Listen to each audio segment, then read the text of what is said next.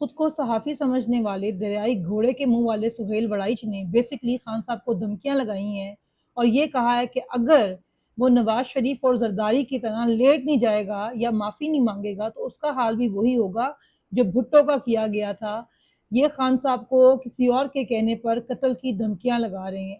تو کان کھول کر سن لیں، دھمکیاں لگانے والے بھی اور آگے پیغام لے کر آنے والے بھی، کہ قوم اور ہم سب جو کچھ برداشت کر رہے ہیں وہ صرف خان کی محبت میں برداشت کر رہے ہیں۔ اگر قوم جو ہے وہ اس انقلاب کی طرف نہیں جا رہی ہے جس طرح کا انقلاب بنگلہ دیش یا سری لنکا کے اندر آیا، جب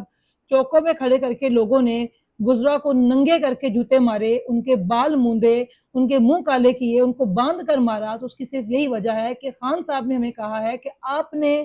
ہمیشہ پرامن رہنا ہے اور ہم پرامن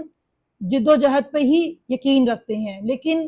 خان صاحب جو ہیں وہ عوام کے سامنے ایک دیوار بن کے کھڑے ہیں، عوام کے غم و غصے کو روک کر بیٹھے ہیں۔ اللہ نہ کرے اگر خان صاحب کو کوئی نقصان پہنچتا ہے تو پھر یہ عوام پرامن انقلاب لے کر نہیں آئے گی، پھر یہ عوام دمادم مست قلندر کرے گی اور ایسا کرے گی کہ خدا کی قسم آپ کو حسینہ واجد کی طرح ملک چھوڑ کے بھاگنے کا موقع بھی نہیں ملے گا۔ تو بس کریں ڈرامے بازیاں،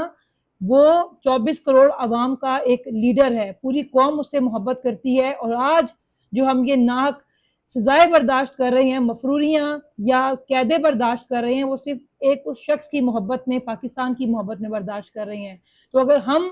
خان کی محبت میں یا ملک کی محبت میں پرامن ہیں تو عوام کو پرامن رہنے دیں، لوگوں کے ساتھ، لوگوں کے جذبات کے ساتھ کھیلنا بند کریں، کیونکہ ہمیشہ کوئی بھی نہیں رہتا، ہمیشہ صرف اللہ کی ذات رہتی ہے۔ آج آپ ہیں، کل آپ نہیں ہوں گے، تو ڈریں اس وقت سے جب آپ کے پاس عہدے یا اقتدار نہیں ہوگا، تب آپ کا عوام کیا حال کرے گی۔